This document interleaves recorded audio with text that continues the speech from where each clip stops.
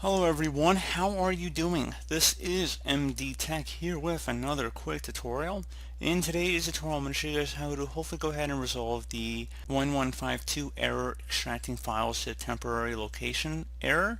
So if you're coming across this issue when you're trying to move around some temporary files from a previous installation, this could be where you're coming across this error message. And in today's tutorial I'm going to show you guys how to hopefully resolve that without too much of a hassle here.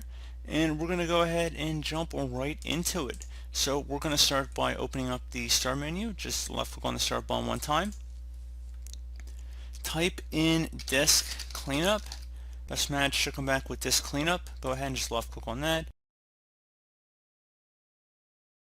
Make sure temporary internet files is selected here and then select cleanup system files.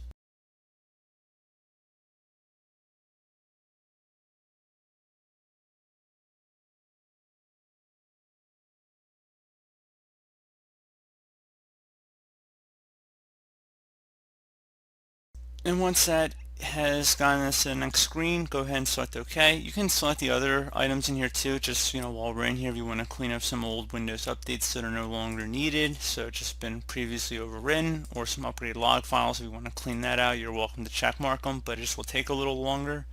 So we're going to exclude that from this scan, but I would suggest considering check marking them just for the sake of doing it. But anyway, this cleanup, are you sure you want to permanently delete these files? Select delete files.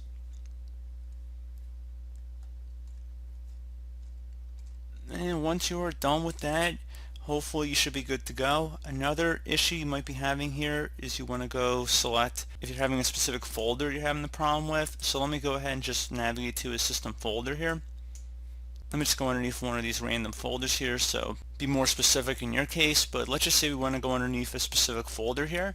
You just want to go ahead and right click on whatever folder you are having the problem with. Select Properties. Select the Security tab. And then you want to make sure you're listed underneath the group of permissions. And you want to see if your username is under here. So group or usernames, you want to go see if your name is under there. So whether it might be users or administrators, you want to make sure they're all set to allow. And if you need to modify any of this, you would just go ahead and select edit. And then let's just say if we are having an administrator account here, you want to go make sure everything's set to allow. And then you just select apply and okay, we're already set to allow, so that's why they're not going to let us change it, but you could set it to deny if you chose to do so for some reason, but just giving you guys another option there to play around with.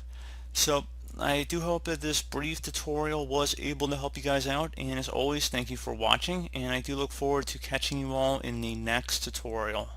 Goodbye.